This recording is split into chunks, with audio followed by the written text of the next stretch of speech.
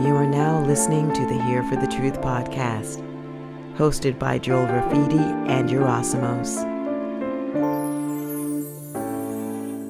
What's up, everybody? Welcome back to the Here for the Truth podcast. I'm Joel Rafidi. I've got my co-host Yerasimos in the house as always. And in my personal opinion, this could be one of the most important podcasts we've recorded for a number of reasons, which I think you'll find out as you listen to it. The answers and the questions to this topic, I think, extend far beyond what most people consider it to. And I think the ramifications are profound for the conclusions that we come to. But I'll let you be the discerner and the discoverer for yourself as you listen to the podcast. Before we dive into that, just wanted to remind everyone, applications for round 5 of Rise Above the Herd, our 8-week program designed specifically for truth seekers, is now open again. It's strictly 12 spots only. We're not taking any more people than that. And you can read all the testimonials for yourself if you head to riseabovetheherd.co.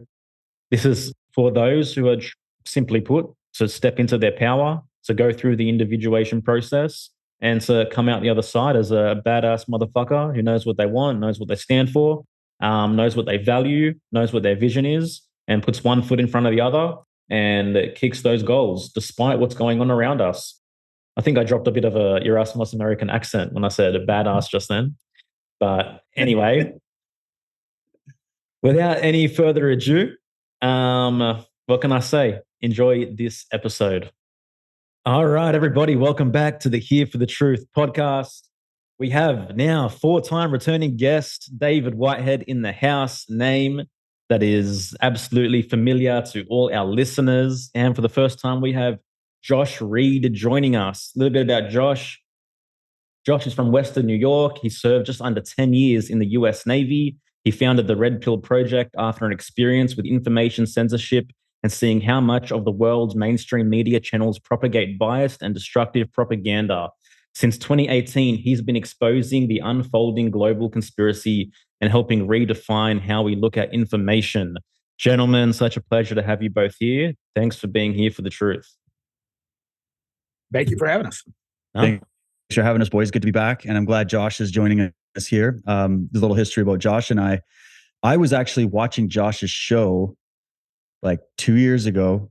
And I'm like, wow, this guy really knows his stuff. And what I liked is he was covering a lot of the Anon stuff, but he was also covering it from the angle of being like in the truth movement for a long time. And I went, okay, this is a different guy because there's a lot of newbies coming out with channels and getting really popular and all that on these different things.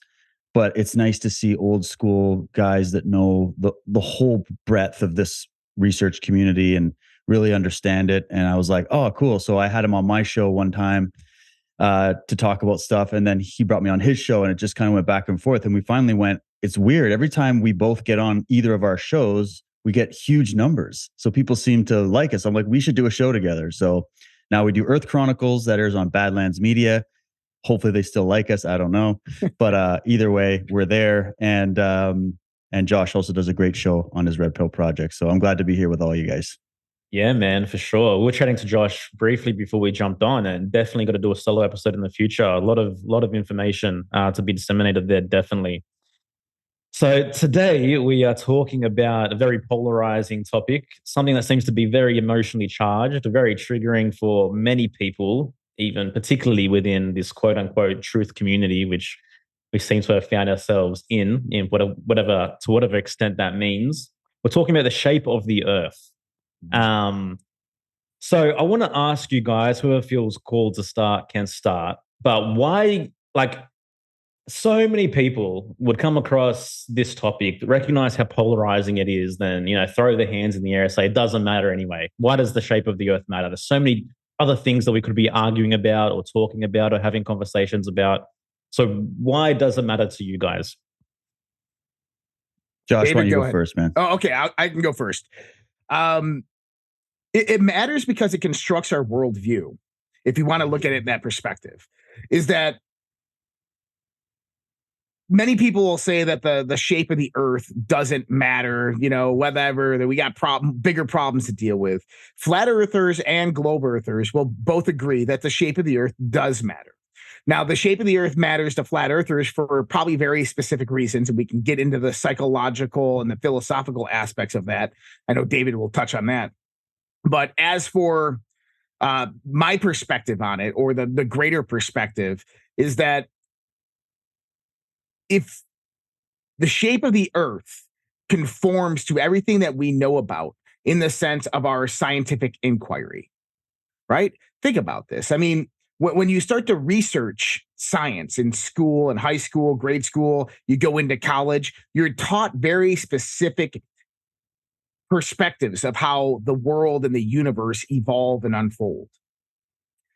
If that wasn't true, if the earth was not a globe or an oblate sphere, which we know it to be, then you have this kind of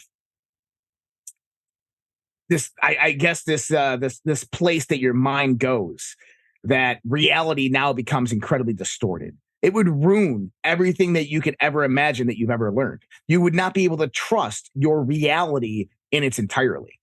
And then you have this breakdown, and that would lead to psychological breakdowns.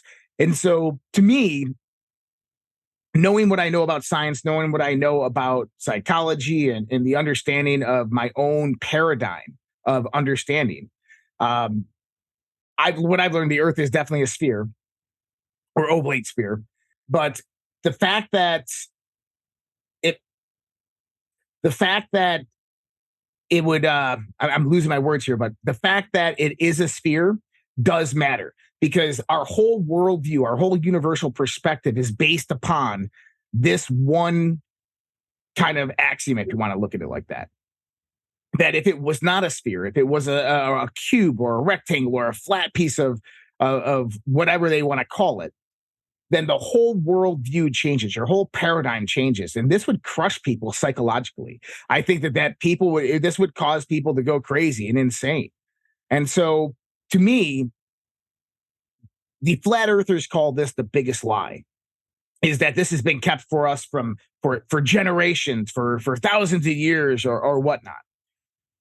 Something that large and at that scale would be incredibly difficult to cover up at that scope.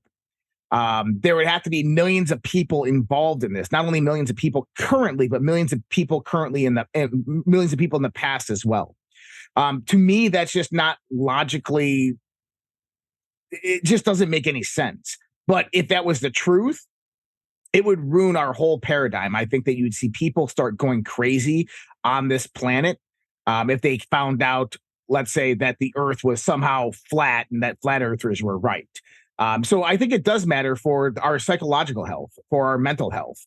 I think it does matter for our whole worldview and for our whole universal perspective.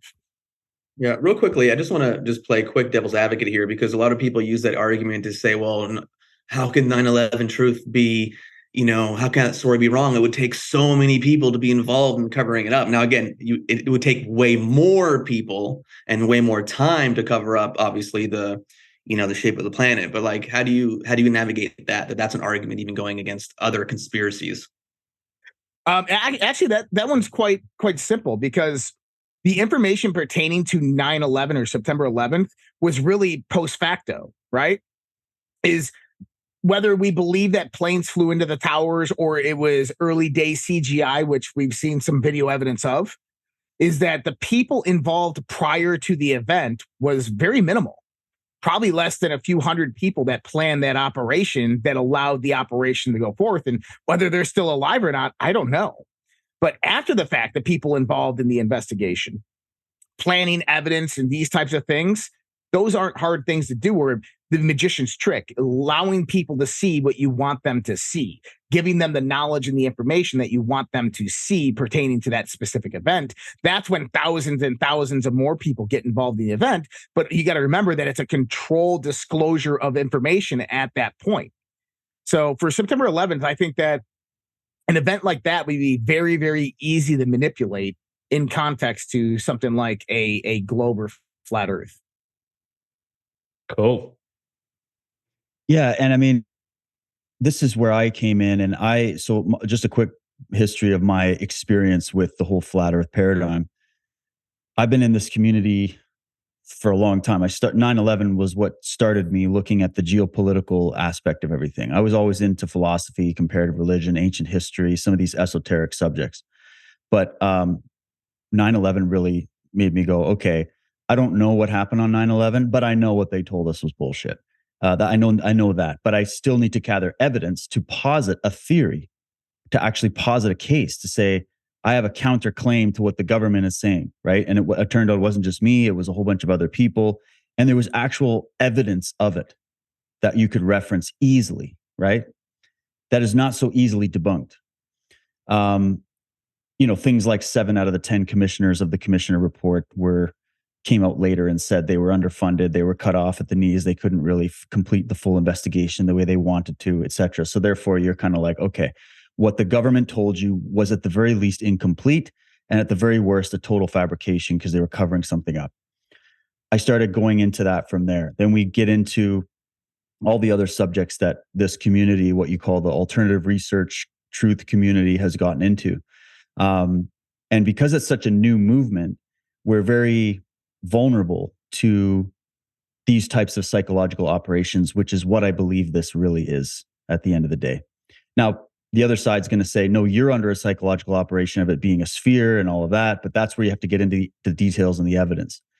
But that's just my opinion, right? And I think this matters because when I saw this take over the discussion in our community in 2014 was the year I was there. I watched it happen in front of my face, where before this came out, you could talk about any of these subjects that you wanted to openly without having your entire chat spammed with this discussion. After 2014, it just took the internet by storm, and it all started with the 200 proofs that prove the earth is flat by Eric Dubé.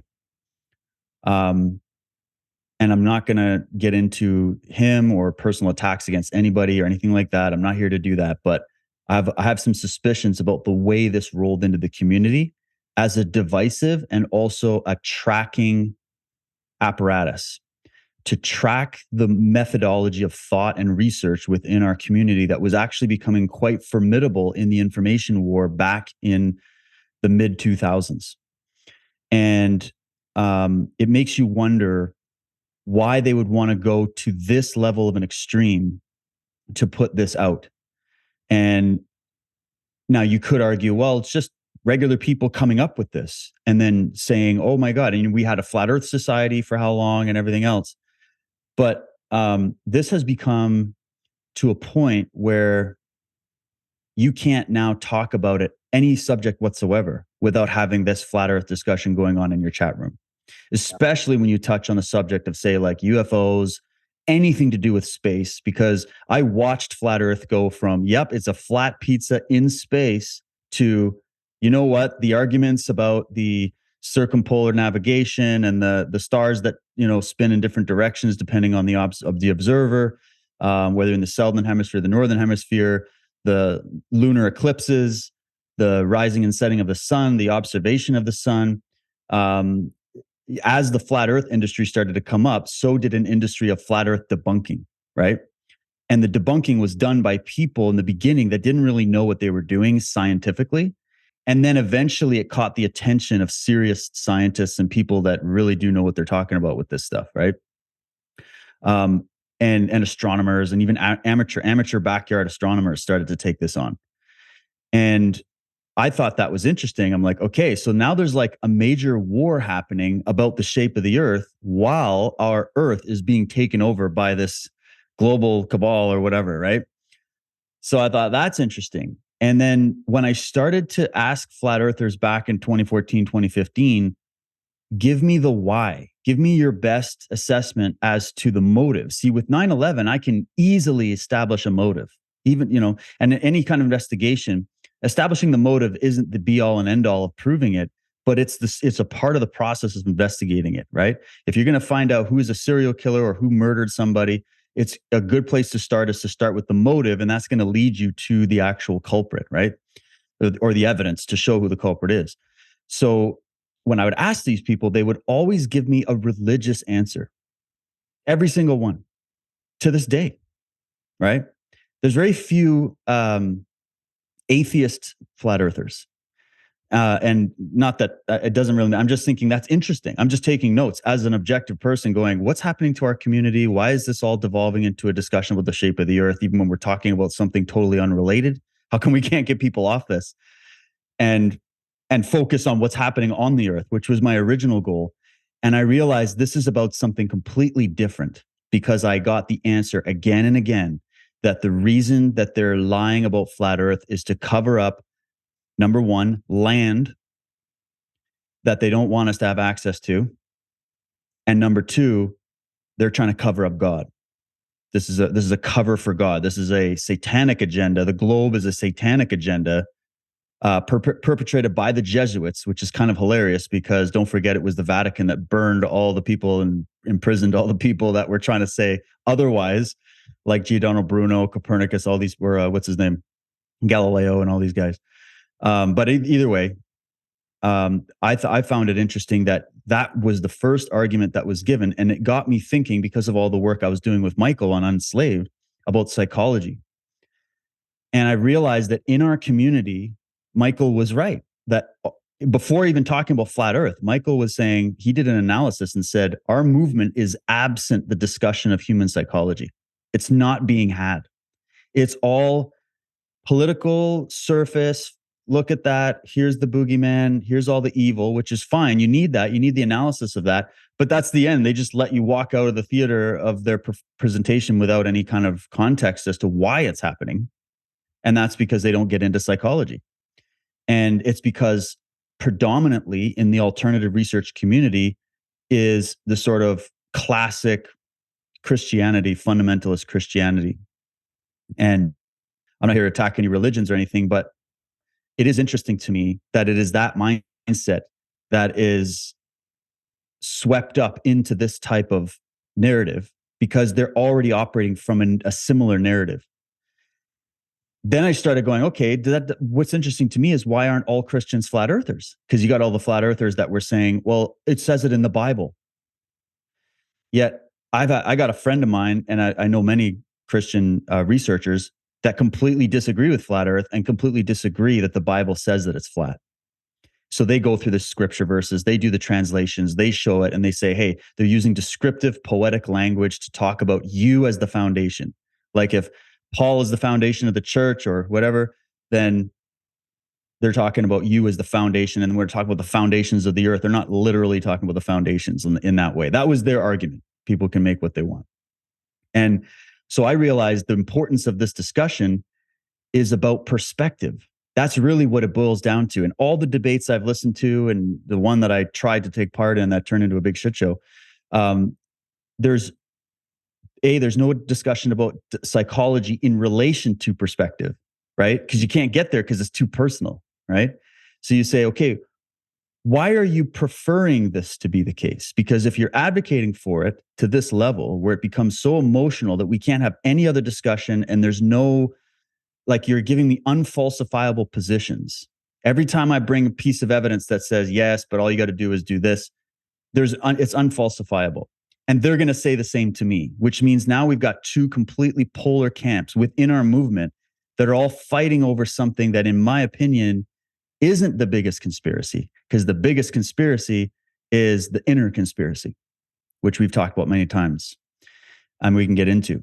But so that was me. I went, okay, there's something to the motivation behind this as to why it's so attractive to people. And there's a few elements really quickly. They want a closer sun in this model, or the model that we're still waiting for, but roughly the model that we think there is that for this. They want a closer sun. They want no infinite space. They want Earth. Most of them are also young Earth creationists. Okay, not all, but most of them. This is all about hiding God, the whole thing, right? And I started to notice themes in the narrative behind the explanation of the motive that were identical to what we were looking into of the divisions between Hermeticism and Gnosticism coming out of Egypt. which those Gnostic elements made it into Christianity, whether Christians or Gnostics would ever want to admit it or not. And that's what we did that whole presentation on Enslaved, and Michael did a bunch of work on it. And I started to go, interesting. Forget about the detailed arguments about curve and calculators and all that shit. All right, just put that aside. Get to the meat of it. And this is what I tried to do in our debate, which I'd actually cleared with our debate opponents before the debate.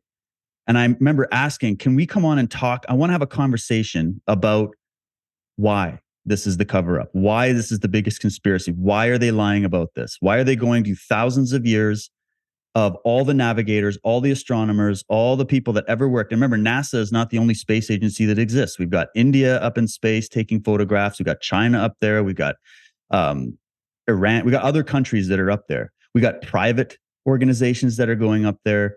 We've got, just reams of data. We've got geodetic surveyors. I know some of them personally. I've had many fascinating conversations with them. And you go, why would all of these people be lying or deceived to this level? And they'll say, well, it's because their perspective has been altered. So then you go, okay, so it's an internal mechanism where what you're telling me that I'm not seeing the sun setting at the same size, the same angular size relative to the observer. I'm not seeing that set below the horizon. It's going away from us. That's what they're going to say. And I'm going to say, but that's not what I see. I don't see what you're saying I'm supposed to see. Forget all the calculations and everything else. I went, that's what I'm not seeing. So then they'll say, yeah, but your perspective then, it's because you've been mind controlled to see that. And now so you start getting into this, you're telling me what I'm seeing. And that's where I went, that's interesting. So I'll wrap this up because it's long, but just basically I realized there's a psychological component as to whether people agree with my position, which is that it's not flat and that space is not fake. I don't believe that. I believe that is if they were going to bring a psychological operation into this movement, it's perfect for this crowd, because this crowd is highly skeptical of everything the government and the media says. It's not far to push everybody right over the edge to say every single thing ever, all the sum total of human knowledge to this point is all a lie. What does that do? It's the perfect way to detach you from reality, distort your reality, and now empty you. So now that you're like, okay, well, now that everything's a lie, who's going to tell me the truth? Well, Eric Dubé is going to tell you the truth. And all the rock stars they're going to tell you the truth. Now, that's not to say there's people in that movement that aren't genuinely seeking the truth. I'm not saying that. It's just that I'm trying to look at this from the angle that we live in an age of psychological operations. And why is there zero suspicion amongst this group? Why is there zero open-mindedness to this other side to say, hey, what if this was put in here as a psychological operation to alter our perspective, right? And that's where I went, okay, the debate has unfolded and here we are today. So that's just a quick little summary, but go ahead, Josh. Well, David, the easy answer to your question is something that we've talked about at length, is that this idea that the earth is flat is a reiteration to their own proof of God. Is that there is this aspect within this mindset of these people that God created the earth and the heavens, of which, since they believe or have been psychologically led to believe that the earth is flat, therefore flat earth equates to their God, Jehovah, as the creator. And so by attacking flat earth, or by showing them that flat earth is incorrect, you are in sense attacking God, because those beliefs are melded psychologically within their mind. Yeah. You just summed up the whole point much faster than I did. Thanks, man. It's early. Yeah. We'll get warmed up here. Thank you. I like how you called it a psychological operation to push people off the edge. No pun intended. Maybe a pun in there. Sorry, guys. I love you all, but we have to talk about this because it's to me, my question is, for example, like what is so attractive about it? right? Does anybody have any other points to bring up as to why you think this is so attractive? Like, why is it pulling in record numbers of young people on TikTok right now? Mystery and intrigue. There's something beyond the ice wall. There's land. There's new continents. We can explore. We can go out there. They're keeping this from us. I think it also like reaffirms certain people's internal beliefs, like everything's a lie, like you were talking about before. So they go, see, even the shape of the fucking earth is a lie. Yeah. Right. Well, David hit the nail on the head, because isn't that the premise of Gnosticism, right? That I'm trapped in this prison planet that I can't seem to escape from. And so hence that reinforces my own self-loathing, my own sense of low self-esteem, right? Well, you're bringing it to the personal level, Joel, which is why I love your guys' show.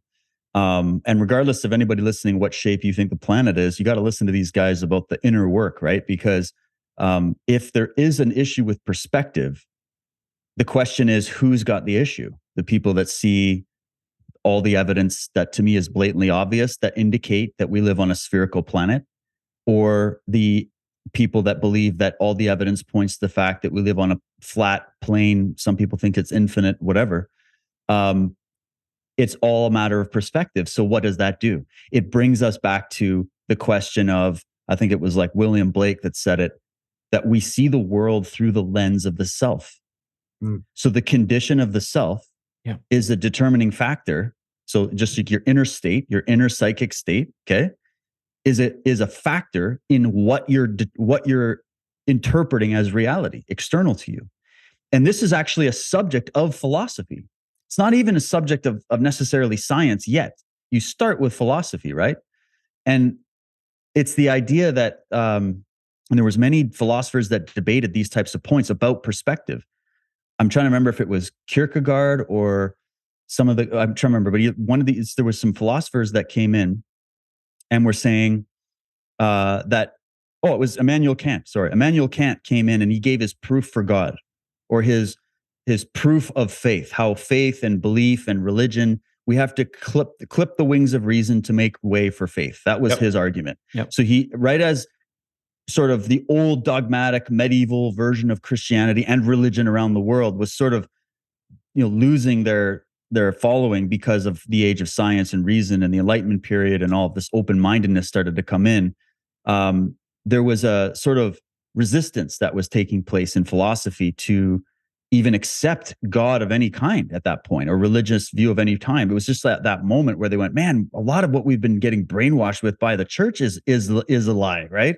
So we need to think outside the box. And as that happened, there were philosophers like Kant that came in and said, and maybe he even made a valid point. He said, well, if we have such an analytical scientific mind about everything, and we take God out of the equation, there's no meaning to life, and life loses its zest. So we have to clip the wings of our reason to make way for faith, which bring meaning to the world. So he was basically saying that faith brings meaning, right? And yet other philosophers came in later and I think, decimated that, or at least added more to it to say, no, it's way bigger than that. But I felt like, okay, that's something that's important to think about in terms of this discussion, because if we're viewing the reality, and this was another of Kant's arguments, is that we're not even seeing the whole reality as it is. Our mind is only seeing 0.005% of the light spectrum. We have horrible night vision. There's, your psychic state, your mood, your everything about you on that day can change the way you're seeing something. How come two people can look at the same thing and come back saying they see two different things? Like it just became a Rubik's Cube. And I feel like now we're back to having these same discussions over and over again in different forms. And I think Flat Earth is one of those. It's a struggle for meaning. It's a struggle for significance. It's when I talk to people, number one, about why they think that the idea of a spherical Earth, and that there's space that has other planets and suns and all that, why that's so offensive to them, or why that looks like it's some kind of a conspiracy to them, is because they say, well, they want you to feel insignificant. So they gave you a philosophy that would amplify your feeling of insignificance, which is this idea that you live in this infinite universe teeming with life and all this stuff. And you're not the special one. You're not the only one, right? And they didn't like that. And I think that's what this is a rebellion against. It makes them feel insignificant. Right. Do any of the sands on the seashore feel insignificant? One grain of sand? What about, look at how many fish live in the ocean. Does all the fish feel insignificant? How many leaves are on trees all over the planet? Does a leaf feel insignificant? What about the cells in your body? Your body's made up of 100 trillion cells. And I don't know if anybody knows what trillion is, but I don't even think we can imagine it. That's how big that number is, okay? 100 trillion cells make up your body. Does every single cell in your body feel insignificant because there's hundreds, trillions of cells? And things like this. And then I started to go, well, wait a minute. Human beings and every form of life starts out as a sphere, a perfect sphere. The female creates an egg sac that's spherical for a reason, because it can withstand the perfect amount of pressure. It's perfect geometry. Because I did a lot of that research into sacred geometry, and I'm like, man, the spherical geometry is one of the most beautiful things that you can ever research. Why are we hating? What's with the disdain for the shape of a sphere? First of all, because then they're like, you're a globe head and spheres, or they're trying to make a sphere look like it's some kind of evil satanic conspiracy. I'm like, that's the female shape. That's one of the most efficient structures in the universe. That's why it turns out as a sphere. Your head is a sphere. Your eyes are a sphere. Your cells are spheres. You started as a sphere. Every form of life started as a sphere. It only makes sense, right, that this is what it would be. And then they'll be like, no, but this is an artificial reality because we watched the Truman Show and we think it was a documentary. And I went, well, maybe it's just metaphor. Anyways, I'm going off on a tangent, but the idea is that you have to go within to get this answer, I think. You have to reiterate the point that one thing that flat earthers insinuate but don't talk about is that the earth is the center of the universe. Right. And so you have the narcissistic component that comes into this as well. Yeah. And thanks for bringing that up, because doesn't that fill the point of what we're saying? Is that maybe the human mind would prefer that the earth is the center of the universe. Or maybe the human mind would prefer to think that we are the only planet that has life on it like this, that we are the special chosen people. Every religious group that's ever existed and still exists is espousing the idea that they are the true chosen people of their God, or that their prophet or their book or their idea is the sacred one season view of the world. Every single one, right? Yeah. And yet you can't all simultaneously be right and wrong. Like, it has to be, someone has to be right, someone has to be wrong. And so this is why I don't throw out all of science just because here I am critiquing. This is another point. They bring up a lot about, well, look at the state of science today. And we've done a lot on this, guys. The scientism, the medical science, the corruption of science. But that's a corruption of science.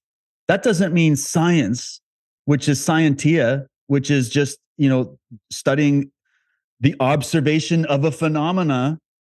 Sorry, that's a hit at Nathan we had in this debate. It was kind of funny. I said, he said, what's the first step of science? You don't know what science is. And I went, well, it's to make an observation. He's like, you're wrong.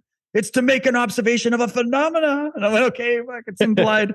Anyways, that was funny. How dare you, David? How dare I make such a blunder? You know what? You make an observation. You make a theory about what you're seeing. You keep honing it, and you try to find the truth. There it is in a layman's nutshell. It's not. Sorry, go ahead. It's not the human mind. There's no collective mind. It depends on the individual, like we mentioned, perceiving it. Because for me, to the individual that knows he is nature, the infinitesimal aspect of the universe makes me feel so significant, because it aligns all the Hermetic principles within me. It perfectly aligns with the notion of as above, so below, as within, so without. I recognize that I am infinite. I recognize that I expand, right? So it's the individual who's perceiving it. And to me, it ties in exactly with all the concepts of Gnosticism, which we've spoken about in the past. But isn't it also limitism? Because what they do is think about the fundamental, and I'm not attacking any Christians in the audience or anything like that, but their whole world is contained within a book. Yep. Their whole world does not escape that book. It's limitism. So they limit who they are and what they are. There is no expansion beyond what is put in the scriptures. There is no growth from that point. There is no evolution of the spirit, of the mind, of consciousness. After they die here, they go to heaven, and that's it. And they're with God, and that's said and done. Well, it reinforces the rigid black and white view of reality. That's right. Yeah, that's right. As for David's comment that nobody can conceptualize a trillion, I want everybody to understand this. If you were to count to 1,000,000, it would take a little less than a year. If you're going to count to 1,000,000,000, it's 13 years. If you're going to count to 1,000,000,000,000, 33,000 years. So that's crazy. 33. Man. It's a conspiracy. Oh, there you go. 33. See? That's a Josh is a conspiracy. Jesuit shill. Jesuits and Freemasons and Oh, that's the other thing. Okay, we need to say this. I'm sick of hearing, and this doesn't just have to do with flat Earth. It has to do with, oh my God, pick your thing. Okay. Yeah. If you don't agree with me, and you don't agree with my favorite YouTubers, you are an insider shill Illuminati agent being paid by the Jew penguins that run the Antarctic Circle, blah, blah, blah. And I'm like, listen, okay, we're allowed to disagree on this shit. Okay. We're allowed. We have to. In fact, I say this to the flat Earth community. Thank you, flat Earth. Thank you for existing. Thank you for showing up. We need good arguments. We need points to reflect on. We need to find the flaws that are in the models that we're looking at. And it's important sometimes to have an exaggerated theory to say, hey, let's just put this out there and let them throw the arrows back and forth at that, and we'll figure out all the details that we're missing. So that's a good thing. I don't have a problem with that. I don't have a problem with questioning the establishment. That's what I made my whole work out of. But you can get irrational about it. You can go down too far. There's something called extremes where you can go to an extreme. And there was also the discussion earlier that we were talking about with how, Josh, you were mentioning, oh, this seems like one of those things that they couldn't ever contain the conspiracy or protect the conspiracy because it's just too vast, too big. I agree with that. The counter to that, typically when it comes to conspiracy research, is that, well, what about compartmentalization, right? This is usually what they're going to say. And that's an argument that I use when I'm talking about, say, cult of the medics or this global technocracy that's being brought into place on the earth, regardless of its shape. And but with this case, you're throwing out some of the most brilliant minds, some of the most brilliant humanitarians, some of the most brilliant thinkers and observers from all over the planet. Like 55, like was it over almost 4,000 years ago, 4,000 years ago, there were Indian scientists or Indian thinkers that were already calculating the spherical nature of the earth, that were doing it before Eratosthenes. That if you go to the Bach people, the Bach saga people, they're the last line of, they come from the Danish sort of Swedish culture, the origin of that, the progenitors of that. And their knowledge is so ancient. It goes so far back into history. It's unbelievable. And when I asked the top guys in the Bach about this, they laughed and they said, no, the sphere is the feminine shape, and they're more into the inner earth concept, that there's a massive inner earth complex going on. It's like a cavernous realm. And then there's other thinkers as well. And then you had the Greeks, and then you had all these scientists and whatnot. Even with their flaws, they made observations that anybody can check on their own. That's the thing. And that's where I start to say there's something suspicious here, because we were told by this flat earth community, don't trust science, don't blindly trust authority, don't trust NASA, don't trust the footage from the ISS or any of these things. Go and do your own independent research. And when I went and did that, and I researched all of their claims and watched the debates, I logged, I don't know, hundreds of debates watching to try to get an idea of this. And then I spent about a good solid year back in 2014 going through the chats and everything and going through these discussions to try to look and because you got to figure out both sides of the argument if you're going to get a handle on it. And I came out and I said, I'm not impressed by the arguments, because all the arguments that appear to be like, oh, the gotcha black swans, they've all been taken apart by other thinkers. And so that, again, will leave you, the individual, to sit back and go, am I only hearing one side of the argument? Because I've been accused of that. People go, you just need to watch this YouTube video. This is the YouTube video that you're going to need to watch. And I went, but I've seen it. And I think you're just misinterpreting what you're seeing, because here's my own personal observations that counter what you think you're seeing in this video. And that it's just not accepted. So that means you're now in a point where your own observation is discounted. And I saw that even in our debate we had, Josh. Yeah. Well, my own personal observation was just, they are like, no, that's not good enough. We were Here's having more this YouTube Twitter videos. discussion that was very, very similar with a few flat earthers. One that said they were a flat earth expert. And me and David, I presented a simple question on Twitter. Show me verifiable evidence that the earth is flat. Not that the earth is not a sphere, that the earth is flat.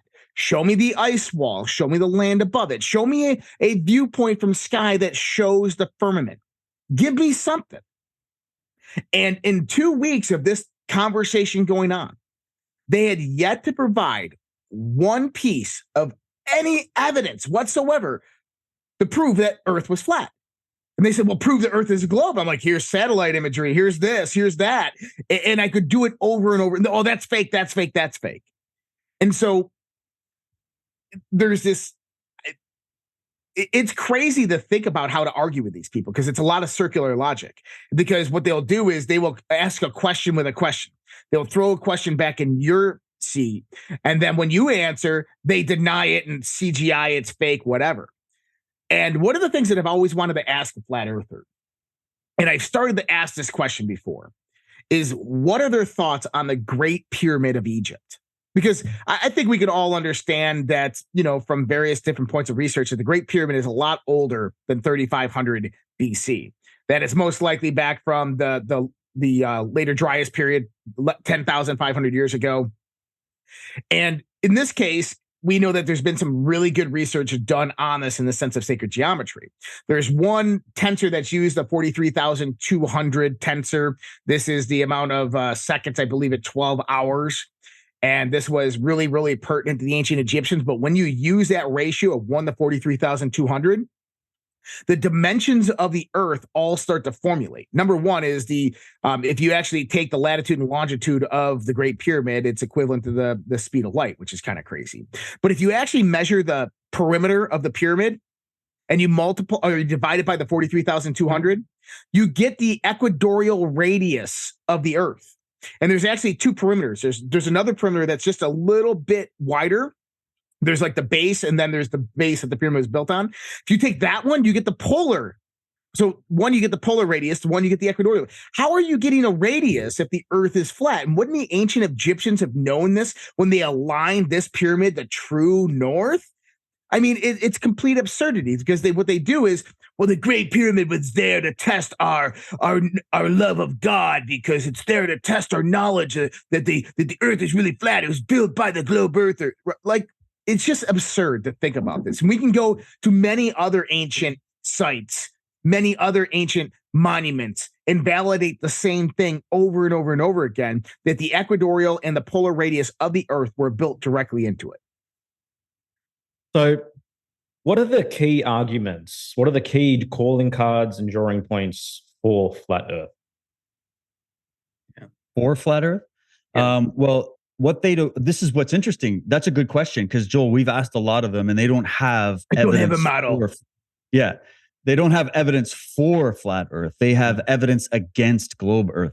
Mm-hmm. That's all it is it's just detraction. It's not, it's nuh-uh in a lot of cases. It's no, that's not it. And you come out and you get like, I've tried it. Like I've watched, the debates are almost entertaining at this point because you have now physicists and astronomers and geodetic surveyors and scientists and even people who aren't professional scientists but just know these debates.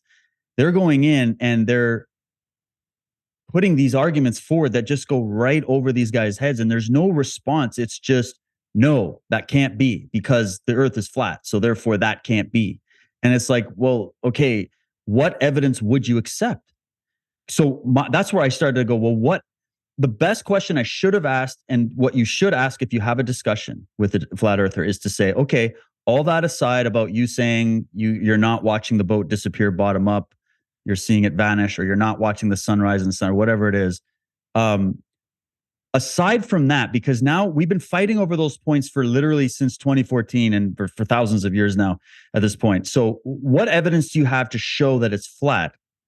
And also I asked that one guy we were talking to, Josh, on Twitter, I showed a picture. I don't have it up in front of me now, but if you go look up the Indian space project in India, they get jack shit from NASA. Okay. In terms of funding and help, it was almost like It's quite the story. There's lots of good documentation on it. You can go check it out. But they went up, and they were one of the missions that went out past the moon with one of their cameras or whatever. I can't remember what they were doing a different mission. Because remember, they're not out there going, oh, we got to get up there and try to show all the flat earthers that they're wrong. Like they're not there to do that. They're doing their own observations. They go out and they take a shot of the earth. Now it's not the full earth. It's just one angle of the earth, because I think distance and size and scale are lost to a lot of people in the imagination, right? Just like Josh was saying about the number trillion. It's hard to imagine it.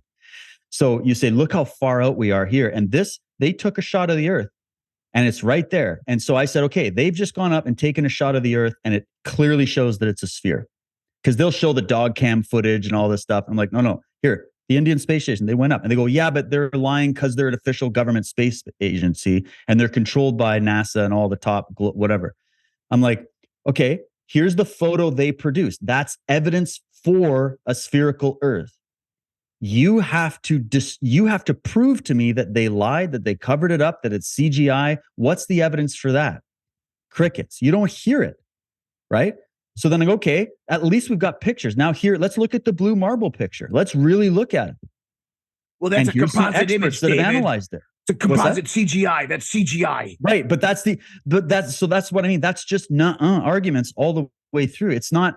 So I go, okay, but where's your photo of what you're talking about? Well, they go, oh, here's all the level of the water finds its level. And it goes back to all these arguments that you're like, yes, but that's expected in our model. That's expected. All the things you're saying is expected and explained ad nauseum. So you're not, it's an unending battle is what I'm going to say, because they're in an unfalsifiable position where they're not showing you positive evidence for, they're only saying, no, that's fake, that's CGI, that's a conspiracy, that can't be like this. Here's all our laser tests and everything else. You go, well, yeah, but here's all the laser tests that disprove those. There must be missing some points of data. And it's with just Occam's razor, if you looked at that, is it more pertinent that the earth is flat, or that those people just don't understand mathematics, science, physics, geometry, and so forth? And it becomes more relevant that they just don't understand how the science works. To your point as well, is that flat earthers believe, and I guess most of them don't have a model anymore because their models keep getting shut down. They used to have a model, but now that doesn't work. Flat Earth Dave has a little app where the sun goes around like this. And, we tried to figure out for the longest time, if the sun is moving parallel to a flat earth, how does it get back to the other side to rise? And some people were saying like it goes under. And I'm like, oh, so it goes under. I mean, but Flat Earth Dave says, no, it goes like this, and it goes in concentric circles and then comes back out like this. And it's absurdity. But they say that we live on a flat earth with a non-rotating plane, as that the earth is not revolving and it's not rotating around the sun. And they say the biggest example they give for this is if you have a helicopter sitting out on your front yard and the helicopter just hovered there for 24 hours. When you come out the next day, it's going to be in the same spot. If the earth was rotating, the helicopter should move with it. And I say, okay, well, go on an airplane. If you're on an airplane and you're moving at 450 miles per hour in an airplane, when you walk back to the bathroom, do you fly back to the back of the airplane at 450 miles per hour? No, that's absurdity. If you flew a drone above your seat in the airplane, would that drone fly backwards at 450 miles per hour? Because they're saying we're revolving, the earth is revolving around itself at 1,000 miles per hour. Yeah. So their objective is that helicopter should be moving at 1,000 miles per hour backwards. If we're moving like that, we have something called a relative reference plane. When you're in a plane, you're in a relative reference plane. The air in the plane is moving at 450 miles per hour along with you. If you fly a drone in a plane, the drone doesn't fly backwards. It's moving with the momentum of the plane and the air and everything in there. They say, well, that's in a container. Show me the container. And what they don't understand is the container is actually built by the distribution of various gases and liquids within our atmosphere that's contained by the gravitational force and secondarily the electromagnetic force, the Earth's magnetic field within our Earth that produces actually a very, very good container for gas, not a container, but a good barrier for the Earth. We do have atmospheric release and all this stuff. So a lot of the stuff that they say. Sorry, Josh, just a really question. I want to ask you, I was going to ask you this because we got pinned down on this in that debate and it took us off guard because of the way that they introduce it. And I find that some of these guys, especially people like Nathan Oakley or whatever, who does this for a living, okay, knows how to get under people's skin. It absolutely worked. Well done to you. But anyways, they caught us off guard with this one. I'm not a big physics expert here, but have you thought about that since, which is what you're talking about when they're asking about the container and the gases, and because this is also Patrick's favorite argument as well, right? And it's very detailed. It gets really into it. And one thing I heard from somebody that I was emailing with, he's a friend of mine from Australia. He's a mathematician, and he said it's a gradient, and that's what they're missing. It's a gradient. I call it a system. substrate. So it's so do you want to explain that for people? Yeah. So, well, one of the things that you can always get with flat earthers, and this is one of the things that I did with Flat Earth Dave as well, is that they say that gravity doesn't exist, that instead it's density. Now, density is kind of interesting because what is density? It's mass times volume. Well, what's mass? Well, you need an acceleration downward in order to accommodate for mass. So you need a force that's actually pulling you in order to have mass. So their whole definition of density is that what is density? And they can't really explain it. But if you had the gravitational force of a flat Earth as flat earthers describe it, what you'd have is you'd have substrates of density, right? The heavier things will fall down to the bottom and the lighter things will stack on top.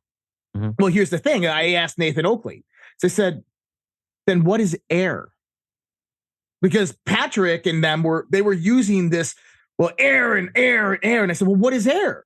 And Nathan came in and says it's a homogeneous, asymmetric, or homogeneous, something. Basically, it's a well-distributed pattern of gases. And I said, no, hold on. What is air? And he would repeat it and yell at me. I said, no. What is air? Air is oxygen, nitrogen, argon, carbon dioxide, water vapor, all different gases at different densities that are in, as Nathan said, a homogeneous mixture. And I said, if gravity was density, then you would not have air. Air would not exist. The reason why is because nitrogen, carbon dioxide, water would fall down to the ground. Carbon dioxide would stack on top of it. Nitrogen. Then you would have oxygen. Then you would have argon. Then you would have all these lesser gases all stack upon it. Air would not be able to exist if their density model of gravity actually existed. Now, they didn't like that, and they attacked me about this.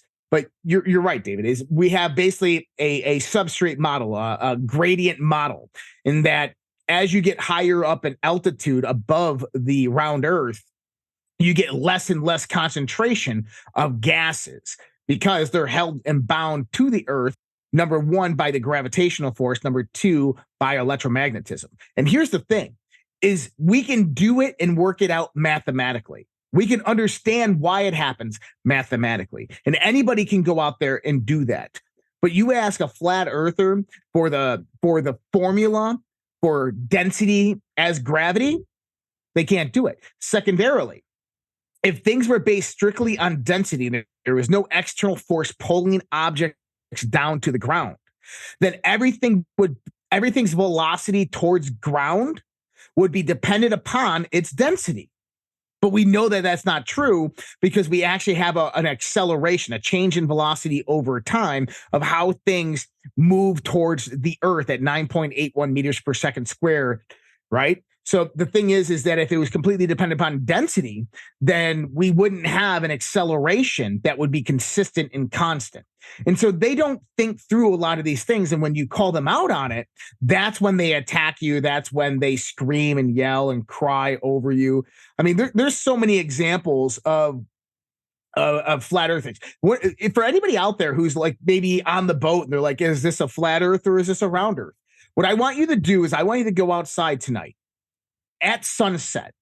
And I want you to look towards our arbitrary horizon, the horizon, and I want you to watch sunset. And I want you to locate a plane in the sky that has a contrail. Now, on a flat earth model, the sun moves parallel horizontal above the earth. And what you're seeing at sunset is the sun just getting further and further and further away until it disappears. Understanding that, does the sun ever come below that horizon? They say, no, it's just moving further and further and further away until it moves away. But that also equates that the sun never drops below a certain altitude of the flat earth plane. If that's the case, then you will never have, at sunset, the sun's rays shining upward below something, a cloud or a contrail of a plane. And so if you go look at a contrail of a plane at sunset, the bottom part is illuminated. The only way in the world that the bottom part of that contrail of a plane on the horizon can be illuminated is if the sun is below it in angular distance. It's the only way. Not only that, is what color is the sunset? It's red. Why? Because of the angular position, the fractional distance, the angle of incidence that the sun is at setting, going below the horizon. If the sun was just moving further and further and further away, it wouldn't be red. You would never hit that angle of where red refraction would actually occur. And so these are very simple things that you can do to go validate these things for yourself.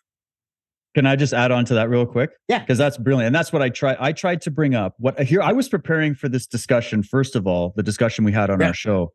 I was preparing for it to be a positive discussion amongst patriots. That's what I was asking for. That's what I wanted. I didn't want it to be, I was trying to change the policy, like the typical format of flat earth, globe earth, from the typical, let's just smash each other's heads in. I wanted to have a discussion and go why and have a debate, but like keep it loose. And so that's what I was preparing for. And I didn't even know who Nathan Oakley was. And I found out. But either way, I brought up observational evidence because we can go on forever about the history of science and who's corrupt and what's this and mathematics and all that stuff. But I'm a simple man in that regard. I'm not an expert in that. So I'm going to go with observation, right? And that's usually what a lot of flat earthers argue for. So my observation is we do need some equipment to observe correctly, because I've heard a lot of them make the argument that you should only trust your senses and nothing else, right? Because maybe NASA can hack the cameras and they built all the cameras and everything, so it could be all deceptive. And look at the airplane windows, their fisheye lenses and all this stuff, right? You get into it. But I say, but you have to establish that human sight is limited, right? I'm sure we can all agree human sight is limited. Like if I'm telling you we're only seeing 0.005% of the light spectrum, and we have shitty night vision, and there's all kinds of tricks you can see the illusionists that come out and show you something and you think it's something, but it's not, and it's something else, or the ink blot where it's one ink blot on a piece of a canvas and every observer sees something different based on what they're seeing in their mind from the ink blot. The holographic photographs, these types of things show you that human sight can be tricked. On their side, they'll say that's a positive argument for the flat earth. I'm going to say, no, it's a positive argument for the fact that you need proper equipment to do correct observations that don't have those limitations that the human eye has. Okay. So you can rely to the human eye to a point. But for example, if we're going to do solar observations, which is what we're doing with the sun, you can't look directly into the sun. You can't look at the sun while you're observing it. You kind of have to look downwards and catch it in your peripheral, or you need to use equipment, right? Now, you're Dave, going to go blind. Explain why we're going to do why we'd actually look at the sun. So on a flat earth, they claim that the sun is way closer, like 3,000 miles away from the earth, which means that as it comes from the further distance point to above your zenith, above your head, it should actually increase 2 times in size. And then as it goes away, it should decrease in size. Where on a round Earth, since it's 92 million miles away, that distance is negligible. It would never change. And so the size of the sun would be consistent throughout the entire time in the sky. Now, go ahead, David. You can put the filter on. Perfect. I love that you know what I'm going with this. So this was the argument I brought up. I probably could have done an even better job pushing it, but here it is. It kills it, right? And anybody can do this. You don't need to be watching YouTube videos. You take a camera, and they like the Nikon P1000. It's their favorite camera. They call it what Red's rhetoric calls it the flat earther camera of choice. And the reason that's the flat earther camera of choice is because it has the best zoom magnification capability, which shows you that flat earthers do agree, most of them, that you can use equipment to make observations, right? We can use lasers, we can use gyroscopes, we can use cameras. Those are all permitted, okay? But this argument seems so ridiculous to me. So are they writing off the microscope as well, and like in the microscopic world? The fisheye lens, they're not that telescopes close. We can't use telescopes. Some of them will say you can't use telescopes, but you can use the P9000, the P1000, and microscopes, telescopes. That's all Jesuit foolery, apparently. I don't know, but with this, we don't even need to go there. Because all you need to do is take their favorite camera, and the reason that's their favorite camera is because of the zoom capability that it has, because they're trying to recapture ships going over the horizon and suns setting over the horizon to show you, no, it's going away, it's not going over anything. But you just do this. You get a solar filter for $15 on Amazon. You get a P9000, I think it's like $1,200 for this camera. Okay? If you can afford it, you don't even need it, but if you can afford it, you get an equatorial mount. I was trying to explain this and it just went over everybody's heads. But the equatorial telescope mounts are already a problem for the flat Earth because of the fact that it has to do with the actual rotation. It has, if the sun, because an equatorial telescope mount, you can track an object with it and it moves with the object. So you can actually just align it, track it, the sun, and it'll go with it. If the Earth was flat, it would have to use 2 axes of rotation in order to follow the sun because of what Josh was explaining about the only way that the sun could work on the flat Earth model that they never present to us, right? And so that's one thing. But if you can get those 3 things together, the camera with the zoom, the solar filter, and an equatorial telescope mount, and you can put that together, you could even do it without the mount. You could just manually observe the sun. But you observe the sun for 3 days.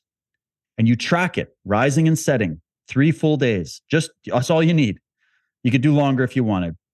And you will see that the angular size of the sun relative to the observer doesn't change.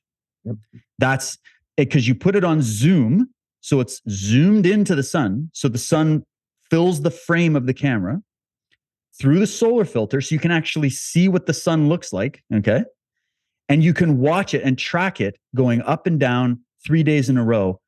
If that sun does not change angular size relative to the observer, and if that sun does indeed go, the first part of the sphere starts to drop down, then a little bit more, then a little bit more, then a little bit more until it disappears. And you can watch, I've done it myself. I've watched it happen many times. And it's undeniable that the sun is not vanishing away from you because it doesn't change angular sign, whether you're at high noon or the morning or the sunset. It doesn't change. So what does that say, right? So that's one observation that just right away should make people go, if I make that observation personally, not just watching a video, but I make that observation personally, right away, I now have to start asking more questions about the claims that they're making. So that was one of the pieces of evidence I brought up. There was the other thing about the midnight sun in Kiruna, Sweden, and the relative miles. If you do the calculation of the miles between Kiruna, Sweden, and somewhere in the US, and then Kiruna, Sweden, and Australia, and you do those calculations, it's I had it all written out, but it's a really good argument because actually I do have it here. It's talking about how here we go. Yeah. Okay, so Kiruna, Sweden, the sun stays up continually, never setting for 2 months during June and July. So it doesn't set there, okay? Yet 8,400 miles away, so just over 8,000 miles away in Australia, it's coming up every single day. Joel, did you see the sun coming up and down every single day in Australia? Or I believe so, Dave. Okay, just making sure. And you're not being paid by NASA to say this. Okay. I can't speak on that. Okay. So the total straight line of flight distance between Kiruna, Sweden and Perth, Australia is 8,300 miles. Okay. Now, just think about that. If we have the sun going up over 2 points on the Earth that are 8,400 miles apart, and given the flat Earth model, the sun visibility of 9,000 to 10,000 miles, because they're talking about the visibility, it's a vanishing point. It's not a horizon, right? Those who live in America should see the sun at the same time as Kiruna and Australia sees it, as we are only 4,400 miles from Corunna and only 8,100 miles from Australia. And it shows the exact. So on a flat Earth, we should, but we get nothing but total blackness. That's the other thing that never rubbed me the right way, was when they're saying it's a sun that's disappearing away from you and then coming back around the record player. How are we in total blackness? And I remember trying to bring this up, but I think it deviated back to curvature or something. And I'm like, no, but it's total blackness. That means something's blocking the sun rays from hitting our eyes to decode the light. So what's blocking it? And their answer would be nothing, because there's no horizon. It just dims out, is what they say. It just dims out. Yeah. And we don't see that. So I'm like, why am I not seeing what you're saying would have to exist in order for what you're saying to be true? And then, on and on we go. So the other argument really quick. Oh, go ahead. And then I have one more argument. Yeah, it goes back to, remember when we were discussing this and we were talking about experiments, and there is no such thing as experiments. So we call them tests, right? And they were coming out there, and Patrick was doing this a lot. He kept on referencing Du Bois or a YouTube video, or I got a video for that. And I said, what experiments, what tests have you done yourself? You remember what he said? None. This is the thing, is they go out there and they claim, they tell us that our option, you're claiming NASA's data, your Indian space data, your space data, you're claiming this experiment that was done here. Go out and do it yourself. I'll show you. And then you ask them what experiments that they've done. None. This is the narcissistic tendency that I'm right and you're wrong simply because I'm right and I've proved it to myself. Sorry, David. I wanted to put that out there because and also just to say, there are flat earthers that do experiments. Yeah. But I was shocked to hear that our debate opponents hadn't. And I was actually just like, okay, that's why I started saying, okay, guys, let's hook up and do this experiment together, side by side, and record it. Like, because that's where it gets to, is you go, let's just do it. So, but here's the other argument that because you asked, what are the arguments they say? They go on sensation and they say, we don't feel movement. So you're walking around, I don't feel Earth inertia. Moving. I don't feel inertia. I don't feel the spin of the Earth at 1,000 miles. Why isn't everybody flying off the planet? And I'm like, okay, again, you already kind of hinted at this earlier, Josh, with the inertial reference frames. When you get in a car and it's not moving, and you start the car, and then you start to accelerate, and let's say I accelerate really fast, I just push that pedal to the metal and I go, oh, you're gonna feel that, aren't you? Right? Because the human body has sensors in it to feel acceleration. We feel things when they accelerate. If I suddenly shove you, you feel the sudden movement, right? But when you're in the car at a constant speed that doesn't change, you don't feel it. I was just in the car last night. We went on a nice little drive with the family. They're all sleeping peacefully in the back of the car. Got some music playing. You can barely feel this thing moving. I even have a truck that has those speakers on it that cancel out the outside noise. So it's just like a nice little sound bubble. And you're just like, and you're just coasting along. If I suddenly stop, we feel that. If I suddenly accelerate, we feel that. But if I maintain 100 kilometers an hour, emotion. Exactly. If I maintain 100 kilometers an hour, you don't feel nothing. Okay. And then remember, it's relative to the size and scale of the planet in relation to the rest of the universe as well. And so you're not going to feel that. And then you start asking, this was what Professor Dave did to Flat Earth Dave, which to me, the reaction was priceless. And I feel like that was checkmate right there in that debate he did on Sean Atwood's show. Mm-hmm. When he asked him this question, because Flat Earth Dave brought this up. And so Professor Dave just says, okay, how many days does it take for the Earth to do one full rotation? Or how many hours does it take for the Earth to do one full rotation? And how many days does it take for the Earth to revolve around the sun? Yeah. So it's okay, 12 hours or 24 hours, right? And 365 days. So it takes a year to do a full revolution at that speed. Okay. He said, take a car, get it to that speed, and take a right-hand turn that takes a year. 1 degree a day. Yeah. 1 degree a day. Take a right-hand turn, 1 degree a day, and tell me what type of force that you feel. Yeah, exactly. So right away, that to me is there's the answer for you. That answer is expected in this model. Why is that a problem? Why is that not immediately, oh, I guess we'll throw that argument out, right? And so it's inertial reference frames relative to the observer. We feel acceleration. We don't feel speed. The body doesn't have the ability to detect constant that. velocity. Constant we don't velocity. feel, yeah, and we one, don't, and we one don't more feel thing real constant quick. velocity. Yeah. Exactly. And one more thing real quick on that. The speed at which your nuclei is spinning around in your cells and the atoms, the atomic structure of your body, you don't feel that, but it's traveling at the speed of light inside you, right? So go study the microcosm to understand the macrocosm. You don't feel nothing going on in your body, but there's trillions of mechanisms going on in your body every second of every day that you're alive, and you don't feel it. So you can't use that as the way to determine it. You need instruments that are tuned to be able to feel that and understand that. And that's where you get into some of these experiments that you can do to prove that it's moving, but they always deny that as well. But there you have it. Wow. Thank you for sharing. A lot of great points there, for sure. So let me ask you this. Is there anything about the mainstream scientific model of the Earth that you disagree with? Absolutely. Josh, you want to start? Yeah, well, so there's a lot of things within our modern scientific theories that that they will claim are exactly that, theories that they don't know the answer to. And so the one thing that they do know is they do understand the math. And so just because you know you can explain mathematically how something works doesn't mean you know why it works.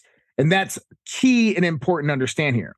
We know why, we can describe mathematically how the sun operates and how the earth operates, but we don't necessarily know why they operate that way. For instance, the core of the earth. We have a magnetic field that expands beyond the earth. And to this day, geoscientists have no idea what produces it. They have theories of what produces it. Is you have a hot magma and an outer magma that are moving in contrast to each other, an iron molten core, and this produces an electrical field. Well, then you ask, prove it. Show me that repeatable in a laboratory. And guess what? They can't. They can't recreate an electric field that produces that large of a magnetic field in a laboratory with those two substances. So the question is how is the Earth's core operating to produce the magnetic field? They really don't know. Secondarily, why does the sun's magnetic field change and fluctuate due to solar minimums and maximums dependent upon the various solar cycles? And if there's solar flares, it strengthens all these types of things. They can't explain this either. I think it's more of quantum entanglement with the sun, these types of things. But these are things that science doesn't research or provide funding for to look into simply because there's no interest in it. We can explain it mathematically. That works. There's no reason to worry about the theoretical model of what it is. And the same thing goes for quantum physics. And when you start getting into that aspect, I think science itself has inherently been corrupted since the early 1900s. And the reason that has been corrupted is kind of where I agree with the flat earthers, is that they don't want us to know the truth about reality. They don't want us to know the underlying mechanisms of how reality actually functions. And I think that this is one of the deepest, darkest hidden truths within our world right now. I think that this is something that's been hidden deep within the occult sciences, within the esoteric mysteries. And I think that only a few handful of people on this planet actually know what this truth is. And I think many of us right now are rediscovering what that truly is and coming into the understanding of what it is and that relationship with it. But then we have multiple interpretations of that information and knowledge. And this is why we probably have flat earthers. This is why we have people who think Pleiadians are coming down here and taking them to the fifth dimension and all this other stuff. I'm not saying that it's not happening. I'm saying that's an interpretation of the information of what they're perceiving. So I think that there's a lot of flaws with science. I explain our current quantum mechanics, quantum paradigm, very similar to this. Imagine that there was a skyscraper and the skyscraper was invisible. You can't see it. And you have wind that blows by the skyscraper and it goes around it. You have rain that falls off the top of the skyscraper. And the only thing that we can see is a screw. And we go out there and we see the screw and we start explaining all this phenomena pertaining to the screw. Like, thousands of feet before the screw, we have wind wrapping around the screw. There must be a force outside of the screw that wraps it around. When water drops high up, 10,000 feet above the screw, it drips down like there's a force expanding out about it. So we will describe the phenomena based upon what we can see and observe, which is just a screw, when in actuality, there's a huge skyscraper there, and we have yet to understand or conceptualize that huge skyscraper. That's our current understanding of quantum physics. And I think that's the same thing that goes for cosmology as well, is that we are looking at a screw and trying to explain the phenomena that we see. Well, the screw is only something that's within the 0.005% of the visual spectrum of what we can actually perceive, when there's a greater, bigger universe out there that is not being described. Yeah. It reminds me of a great Ayn Rand quote. Just because it's something along the lines of, just because something is not known, it doesn't make one liable to create fantasy. Yeah. Yeah. And that's what happens. And maybe the fantasy is normal process of getting to the truth of a thing. Like, you have to start with a theory. You have to start with, hey, I've got a question. Why does it look like this and not like this? And like, there's nothing wrong with that. Okay. But when the answers are given to you and the experiments are available that you can do for yourself to prove it one way or another, and then you deny doing that and you keep in the fantasy realm, this is why we have to bring in that psychological component of, is there something else motivating this inquiry other than the truth now? Yep. Because if the truth has been presented to you, or at least the best possible equation of the truth, then, and you're denying that, then you're at a point where you're moving the other way, Right. And I just want to say about this question about disagreeing with science. We do this on Unslaved all the time. And one of the biggest things that Michael brings up about science is that it leaves consciousness at the door. It dismisses the idea of spirit and the order of the moral universe, or God, or whatever you want to call it. It's been called many things. So it's, and the argument from scientists would be like, that's not our realm. We decided to become a compartmentalized group of experts in certain areas to get greater insight into those areas. So our domain is not religion and philosophy and big picture, and asking if there's, like, speculation only goes to a certain degree in science. And so in that sense, I can hear both sides, right? I could hear the scientists that are just saying, it's not our job, we're leaving all that anyways.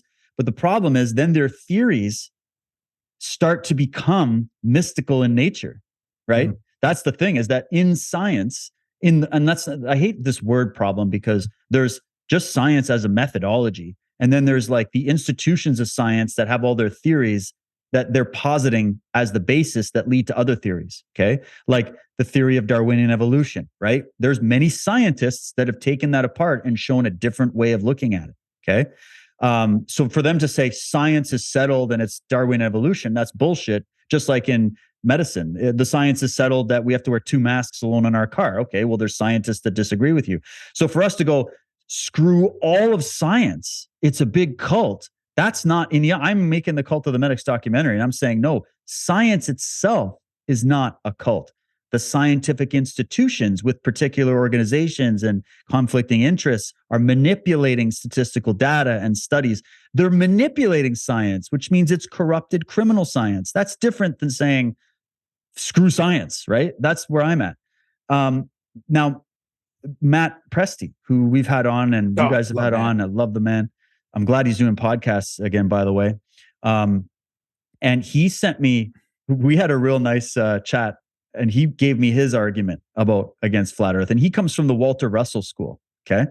And I'm just can I do a quick share screen to show you a couple of things here? Sure, man. I'll go we had Matt Presti on a couple nights ago in our private membership community, and he gave us the same thing for our members. So please. Okay, perfect. Then I'll just show you. So yeah. I'm just going to show you where you can find this stuff. Let me know when I'm up. You're up. I'm up. Perfect. Okay. I created this channel on Telegram as a separate channel with no comments, because I just want it to be, I'm just putting this out and you can take it or leave it. You can leave anytime. Okay. This is my collection of arguments that refute flat earth. Okay. It's my collection. That's what I do. I collect it's called Flat Earth Refuted for anyone listening that wants to find it. That's correct. Flat Earth Refuted. I've got a whopping 300 people that are interested in this.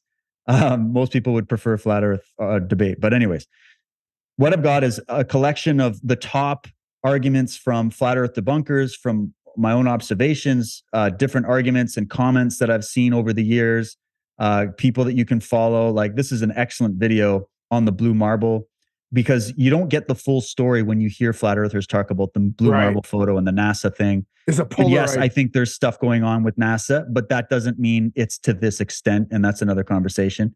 But this just kind of goes through to show you how you can validate whether or not it's a real photograph or not. And on and on. But anyways, I wanted to get to this. Okay. I don't know if Matt covered this.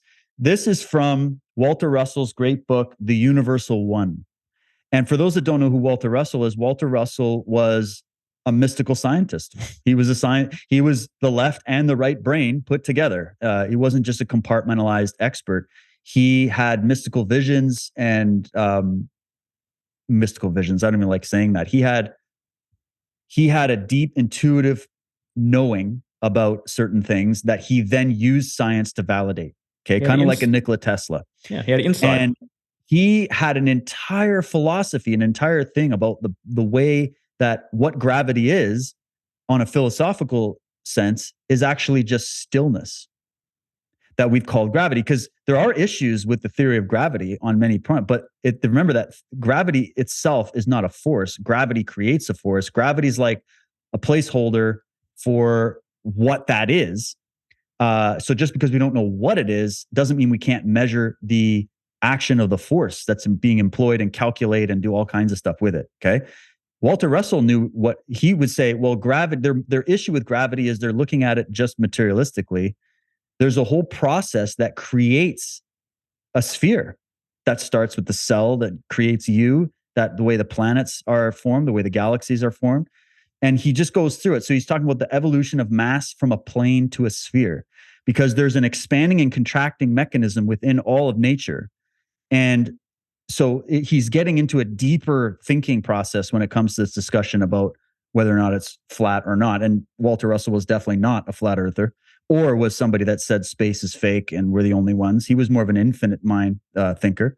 I've also got arguments here from, little clips of debates that I found really good gems, measurements, how to go get books like the original elementary surveying books to get the actual calculations of how to calculate the 8-inch times mile squared, which they all get wrong, and they won't change the way they're telling people that it's calculated. So it's unbelievable the amount of lies you start to see, which is really sad. I've got and then in here, I've written out, or I didn't write it out, I posted Matt's argument on monopoles, because he used magnetism, right, as a way of saying every living thing has two poles. Every magnet has two poles. What you're asking us to believe with flat Earth is in a monopole, which can't exist because of, and he goes through the arguments of it. So he's coming back to, we have to look at this argument from the Hermetic perspective. And that seems to be the biggest misunderstanding, is when you understand the microcosm, macrocosm, as above, so below, as within, so without, and you start looking at your own body as having two poles, and then you understand how magnetism works, and there's all these experiments that you can do. You start to ask, well, if it's that way within my own being, can I not expect to see evidence that it's also that way within the external world as well? Right? There's a reflection happening. And so that's why I love his argument, because it's not just the typical, a lot of the flat earth debunkers are all like atheist scientist guys, right? Yeah. And they just take it from that angle, and they're valuable to a point. But when you bring in like Matt Presti and some of the arguments that we give, we're not atheist scientists. Okay. Right. So we are on that side, but we're also not flat earthers that think space is fake. So there's a middle ground here that can be resolved when you bring in thinkers like Tesla, who also wasn't a flat earther. A lot of flat earthers keep going back to Tesla because he's one of the most covered up scientists of all time. Yet I just pulled out tons, and I posted them all on this page, all the documents, all the written notes of Tesla, where he's explaining how gravity really works, how the universe is structured, he talks about the planets, he talks about the spherical nature of the earth, how it works. And so I wanted to just show people you're being told things that are just simply not true. And so look at all the arguments and then make up your mind. So that's what Flat Earth Refuted is. And then really quickly, before I leave the screen share, I want to show you this. There's a good collection of debate notes over on McToon's website, and it's mctoon.net. And what he's done is he's worked with other flat earth debunkers in the community from all over the world, and they've been collecting data. And they've been doing arguments and debates with flat earthers for years and collecting data, and then posting all the data and all the counter arguments on the site. And it's quite an interesting project. And if you go and look at something like the Coriolis effect, you're going to start to hear people claim, because this was something that I think even Joe Rogan said this years ago. He's like, what about snipers having to calculate for Coriolis when they're doing long range shooting? And once I do this, Josh, I want you to weigh in, because you were in the Navy for 10 years. Yeah. But they have the actual formulas here. So they have the math of Coriolis acceleration. They got the whole thing. And then they have, I don't think it's this page, it's this one, Coriolis for artillery. You're going to be told by people that talk about flat earth that they know snipers that don't calculate for Coriolis when they do long range shooting. And that's their argument, is they're just saying, nuh-uh. However, this is a collection of all the military documents for sniper training and long-term ballistics that absolutely refute it and have entire chapters on calculating for Coriolis. The difference is, and they'll say it right here, artillery projectiles travel a long distance and speed and spend a considerable amount of time in the air. The longer a projectile is in the air and the farther it travels, the more Coriolis it affects. For this reason, the military have compiled tables to include adjustments for Coriolis when calculating firing solutions for artillery. And there's even books written by world famous sniper trainers. Okay. And I've got 2 copies of these books, and they both have entire chapters on the details of how to calculate for Coriolis, and that it's only condition specific. They don't always have to. The vast majority of times when they're doing long range shooting, it's irrelevant. But in certain conditions over certain distances, it's absolutely there, and it is absolutely part of the training. So I just wanted to show people the actual place to go for the sources. Go check them out, right, so that when flat earthers tell you, no, snipers don't calculate for Coriolis when they're doing long range shooting, that's a lie. So Josh, take it away. So yeah, so I actually know a sniper, and he might be watching this, but he's actually a Delta Force Ranger, former, and he will tell you the Earth is flat, and he is a flat earther. And I've had this discussion with him multiple times, and yeah, they calculate for curvature in long distance shoots. Now, that document that you were just showing there by the U.S. Navy talking about the 60-inch 50 caliber gun. Have you ever seen a battleship? I've seen pictures of it. Okay, so the battleship, that's a battleship gun. That's a 16-inch gun. The rounds are like this big. Okay, so when it's talking about long distance shooting, so this is actually, I worked on weapons and defense systems in the Navy. I worked on 3-inch guns, 25 millimeter Gatling guns. I worked on, SM-1, 2, and 3 missile launchers, those types of things. And so when you're shooting something 2 or 3 miles, 10 miles, 8 miles, like the 16-inch gun, they would shoot that probably 10 to 15 miles. All right. You have to account for the curvature of the Earth. You have to account for the Coriolis. And when you're plotting these shots, okay, and we go up to a place called Combat System, we pull up all these maps and topography and everything like that, and we actually have to calculate specifically where that round's going to land. Because this isn't like a missile that's a heat seeking and stuff like that. This is just a projectile that we're shooting, and we want to land on a target. We wanted to land on a target 10 or 20 miles away, like another ship. And to do that, you have to be very, very specific within your calculations, and you absolutely 100% calculate for curvature. I can tell you this because we've done it. I didn't get to that in our conversation with Nathan because they didn't care to hear it. But anyways. Yeah, and that's important because when they start making claims, you have to go, okay, young people are hearing this that don't have any other side at the same time.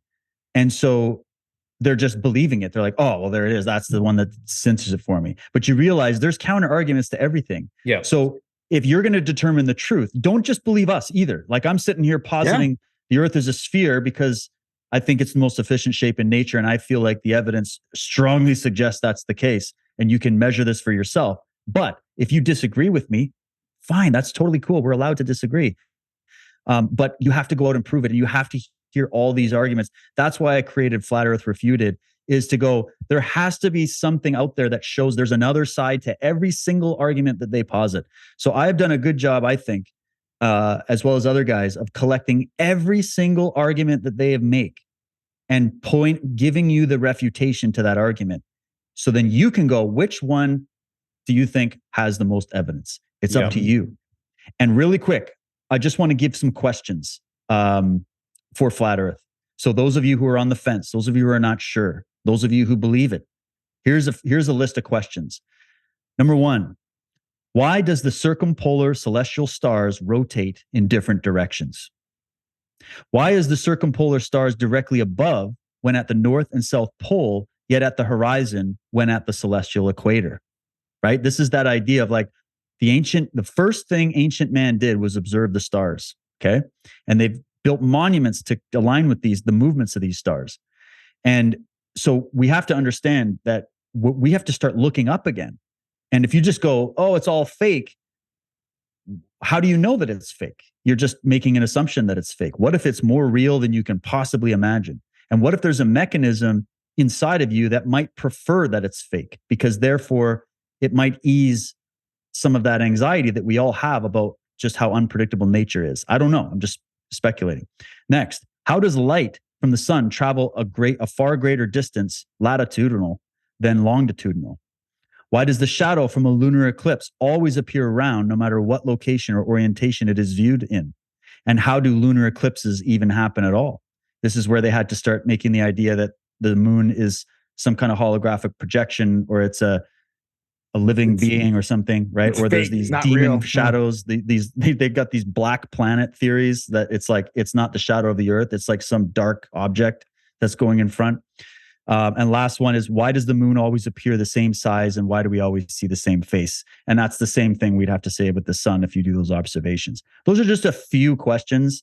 If we want to later, I also had a list of questions that Ralph Ellis sent me to ask flat earthers that we can wrap with, because I asked him as well. I said, Ralph, what do you think about all this? And he didn't just go and start Googling shit. He started to think, because he's got a genius mind. He's like, I'll think about it for a couple of days and I'll send you a few questions. So he just thought about it. And these were his organic questions. So I'll save it for the end, but there's more questions we have for Flat Earth. Yeah, this episode would have been 5 hours if Ralph joined us as well. Man, I think you've done an incredible job with that channel. And I hope this episode proves to provide some balance to the force as well. I want to bring it back for a second. Early on, you posited that this movement started in 2014. It had a lot to do with that Eric Debay video, 200 Proofs. Can we dive a bit deeper into that? What proof and evidence potentially have you compiled that this was an intentional plant to distract and deceive? And can we go down that rabbit hole briefly? We don't have heaps of time, but I'd like to explore that. Why is this a psychological operation? And what's the evidence that supports that? Yeah, I want to take this real quick because 2017, you had another psychological warfare operation that people might be familiar with, known as Q, or QAnon. Whether Q was real and legitimate, or whether Q was bad and a bad guy, it was operated as a psychological warfare operation directed and targeted towards two various ideologies. First, Christian, and the second, the patriotic community. Okay.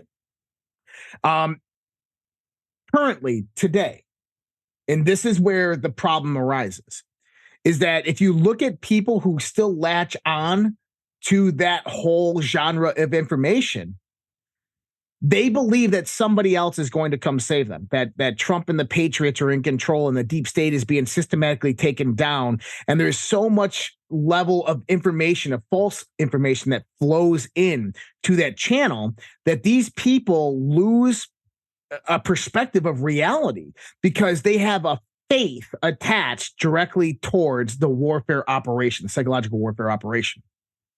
And the same thing goes to Flat Earth.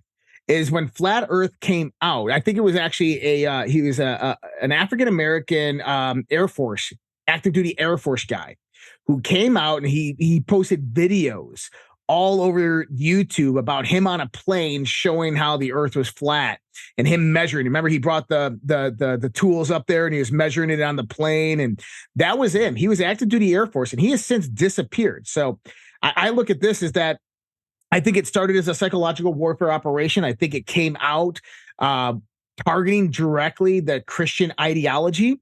And what it did is it instituted itself in the faith of the believer. And that's the dangerous part of this. The same thing with the Q thing is it instituted itself within the faith of the believer. Now, how does this come about? These are the tactics that are using within psychological warfare to attack that certain mindset of a person, to be ingrained within their belief structure as a truth. I've always talked about truth is there's various types of truths. We have a self-evident truth that is based upon our observation of nature, our education, our indoctrination, our authorities that we learn throughout our life. And that doesn't necessarily mean that it's a correct interpretation of the absolute truth. It's just our truth. And what happens is when people go through these various psychological warfare operations, is they become emotionally, spiritually, and physically attached to that dogma of truth. And that it is so pertinent to their being and their existence because it reiterates their whole belief in God, or their whole perspective of how life comes about and the universe is. And so I think kind of what we're seeing here is we're seeing various different psychological warfare operations being perpetuated on people for various different reasons. Number one is David and I have talked about this. One of the main reasons that the flat earth was brought about and targeted towards these people is because now you can usher in a whole bunch of other extreme conspiracy theorists into flat earth, and these people will run on their own rabbit holes. And not only will they keep themselves active by going down these rabbit holes, they're not going to be paying attention to what's really happening in the world. They're not going to be paying attention to the real change and attack that's happening in the world, whether it's the World Economic Forum, the New World Order, the globalist, or whatever. But also because you can take them to various different points of extremism simply because you got them to believe this one. Now all you do is you run the same operation, you attach from flat earth, you attach that, I don't know, Nibiru or Planet 9 is coming in, and or whatever it might be. And now they run with that, and that extrapolates into their theory. And now you have basically, this is the other part of it, is they believe these extremist views. They believe these things that have no substantiation of evidence whatsoever. But now what happens is you have an actual conspiracy. Let's just talk about the thing in the arm, right? Now you have an actual conspiracy. And who are the freedom fighters fighting for that truth? It's them. So now they come out, I'm a flat earther, and they're trying to poison us and kill us with a bioweapon. What happens? They're easily discredited because of their dogmatic beliefs within this other thing that is completely disprovable. So that's my perspective. Well said, man. Yeah. And that doesn't mean all psychological operations are necessarily run by, let's call them the bad guys. Like there are some reasons why certain operations are run in a certain way to cause a reaction, right, in society. That's another debate that we've had. Josh and I, we've talked about some of that stuff before, but that's another show. The reason I think I don't have any like physical evidence of taped phone conversations or something between people saying we're going to fund flat earth and put out there and all that.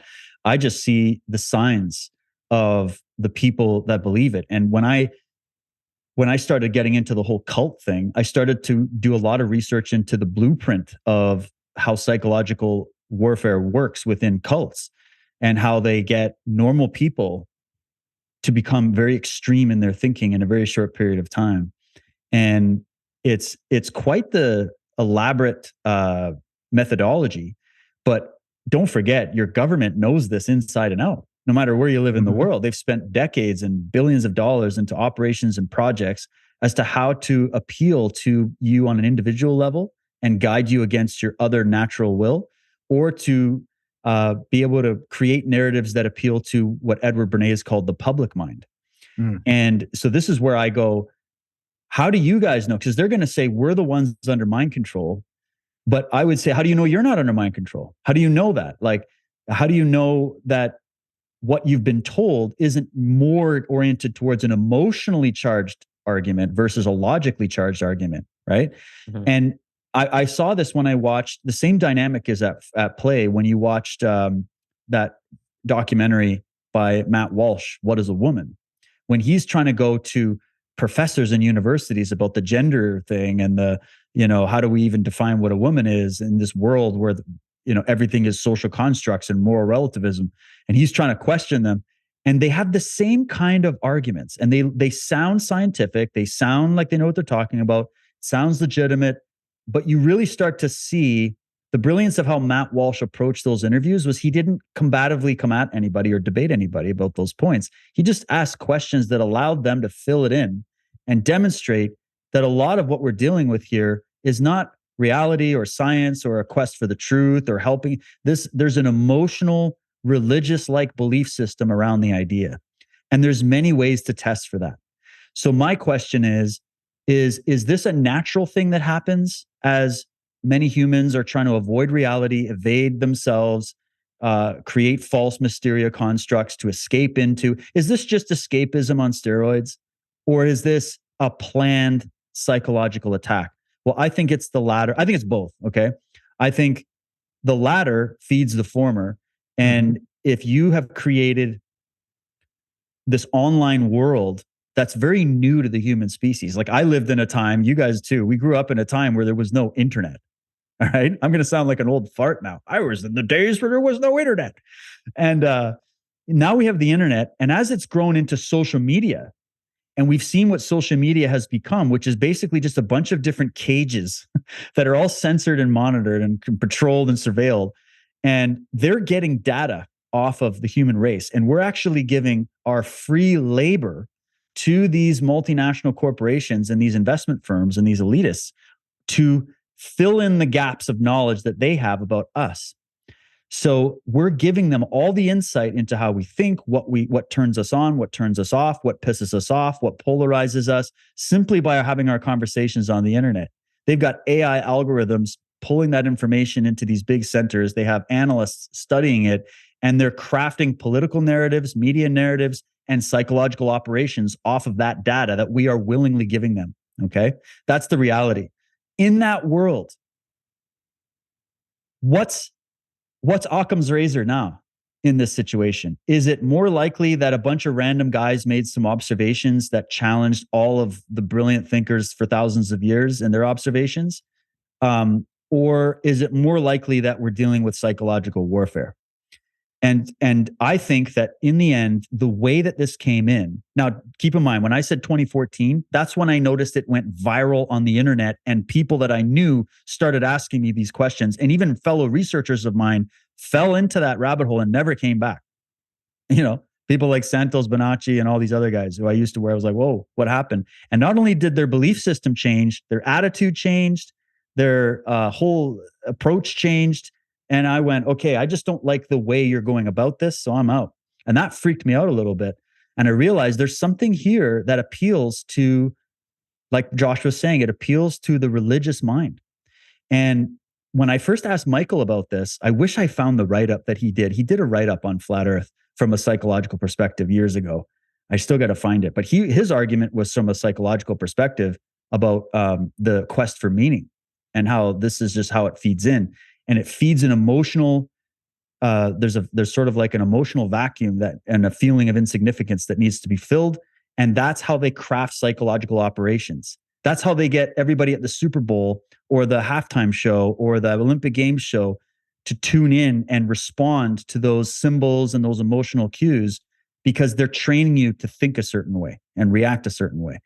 And so if you posed this question to Patrick in the debate, Josh, and I don't know what his answer was, but he was saying, I got thousands of videos showing stuff about the sun growing in size and all that.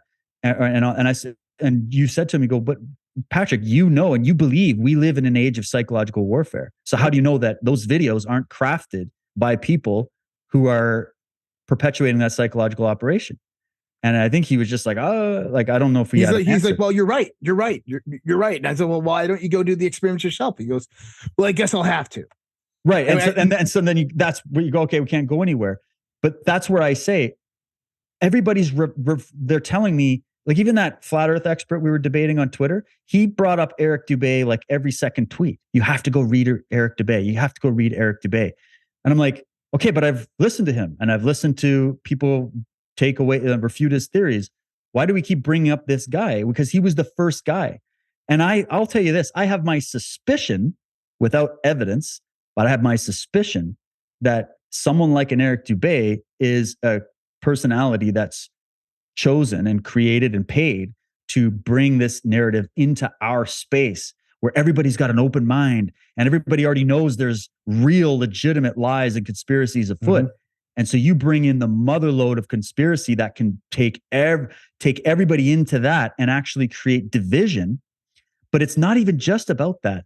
I think it's also about collecting data. I think this is part of the surveillance operation. And I pin that on also what we just went through with the pandemic, where I tell people, don't forget, this wasn't just about getting vaccines into you and making you wear masks and doing that. This was the largest intelligence gathering operation in human history, where they were tracking you, where you went on your phone. They were getting your neighbors to report on you, and they collected all of that data. And I think that these type of psychological operations,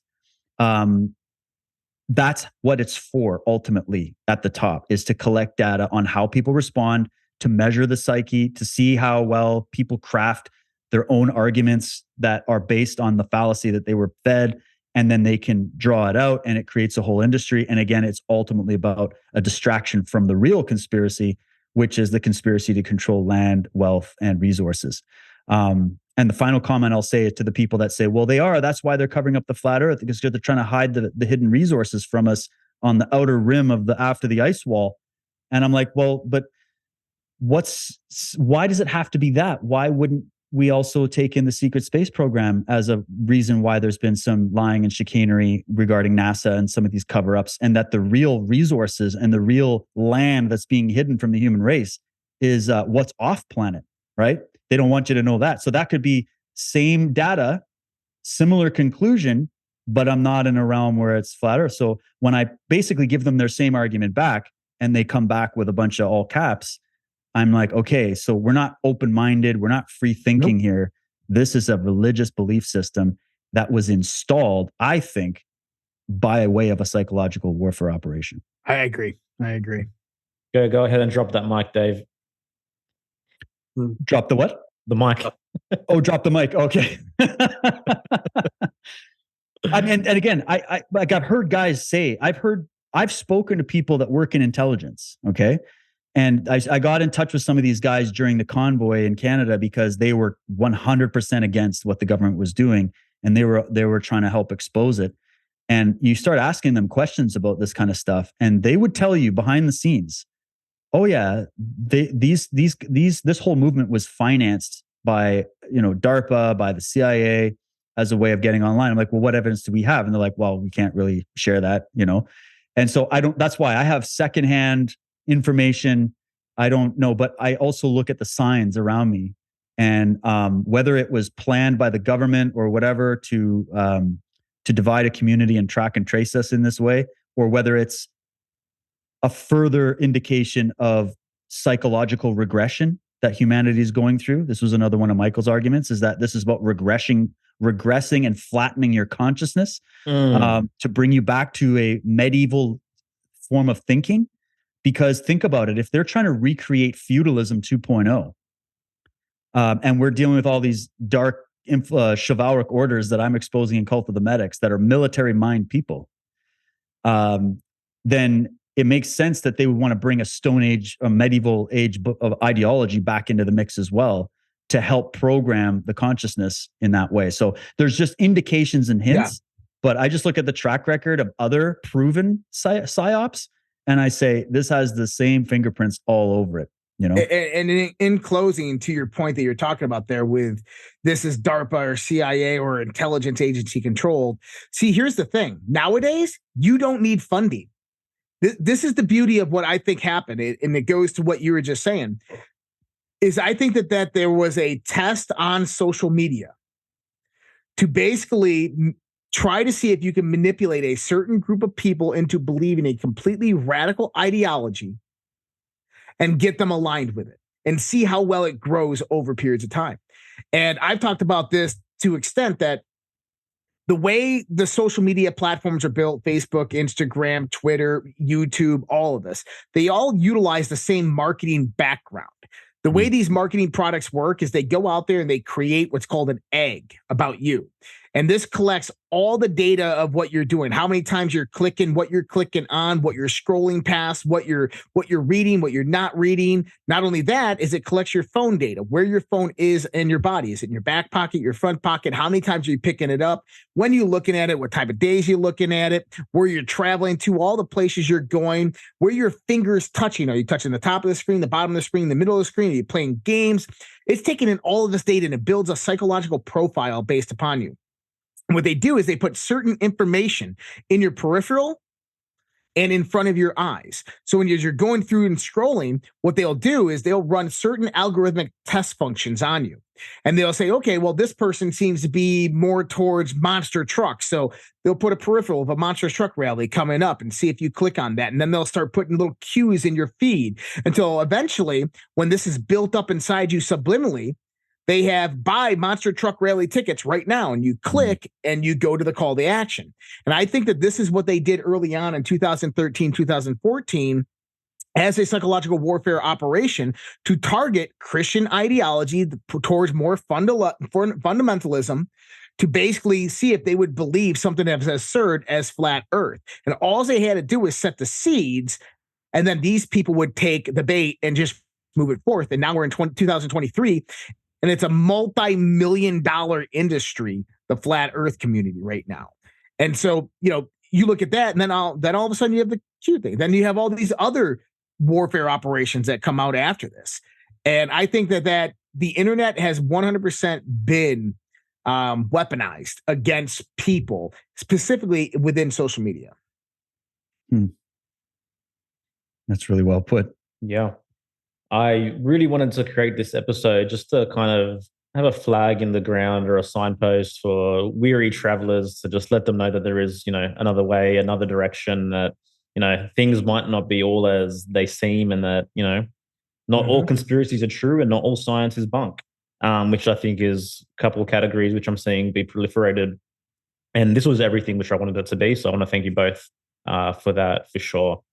All right. You guys have a podcast together. Do you want to tell us what's going on for you guys, for our audience, before we close this one off? Sure. Well, we do a show called Earth Chronicles on Badlands Media, which is skyrocketing right now on Rumble. And we do that every Wednesday at 12 Pacific, 3 p.m. Eastern. And we talk about all kinds of stuff. Anything. We actually originally had done a small little series called Mars Chronicles, where we were getting into all the Mars stuff and all the fringe theories and stuff. And it was pretty popular, but we thought, well, let's call this one Earth Chronicles, so we can actually talk about more things, and more specifically, what's happening on the Earth, regardless of the shape of it, so that we can stop this unfolding global conspiracy in its tracks and bring back freedom and bring back open-mindedness and reason and truth and all these beautiful things. So that's the goal of it. And yeah, Badlands Media every Wednesday. Right. Josh, anything individually you want to share about what you work on? And where people I have the Red Pill Project that I started in 2018. Very simple. It got censored off the internet for a very long time, and I had to restart everything over. I was on YouTube, had hundreds of thousands of subscribers, millions upon millions of views, and overnight my whole world was turned upside down when I got deleted from Instagram, Facebook, Patreon, Anchor FM, YouTube, all one night at the same exact time. Wow. And at the time it was, that's how I was supporting myself. And so my family and I couldn't eat, and there was no money coming in, and it was a shocker. So I started the Red Pill Project, kind of decentralized streaming. Is we stream on multiple different platforms. We have our own private social network. And we have a motto: never believe anything anybody tells you, no matter who they are or what authority they possess or profess, unless you can prove it with your own research, your own investigation, through your own inquiry, and through your own volition. And I think that that's one of the most important things in today's world. And what I do really on the Red Pill Project is I help people actually integrate that into their life, is to be hypercritical in the sense of information as it comes into your senses, to keep filters up when you hear things, to never just blindly accept something simply because somebody said it or because you observed it as such, but instead to go out there and always question the narrative. So that's what we do at the Red Pill Project. You can find that at redpills.tv, redpills.tv. Guys, so much respect for both of you. Thank you for coming on. Thanks for being here for the truth. And to everyone else, thank you so much for listening. We'll see you next time. Take care. Thanks, guys. Thanks, boys. Thanks, everybody. Thanks again so much, guys, for listening. I hope that's triggered various nuances of thought within you and hopefully made you reconsider the importance of this topic, why it matters, and why the conclusions that we draw for ourselves matters as well. Food for thought, anyway, for sure. Just in closing, I just want to remind all our incredible listeners that applications for round 5 of Rise Above the Herd are now open again. This probably will sell out quickly like the previous 4 rounds. This is specifically for truth seekers who are ready to reclaim the reins of their lives. So if you're interested in learning more, please head to riseabovetheherd.co. And so much love for you all. Thanks for the support. We appreciate it greatly. Be well. See you next time. Smoking mirrors, I'm seeing through the illusion. Waking up in a time, they think you're in a delusion. Somebody set the alarms, cause they be too busy snoozing. I'm in a DeLorean, fast forward in evolution to a place where we can share our confusions. Yeah, 450 BC, I'm sharing tea with confusion.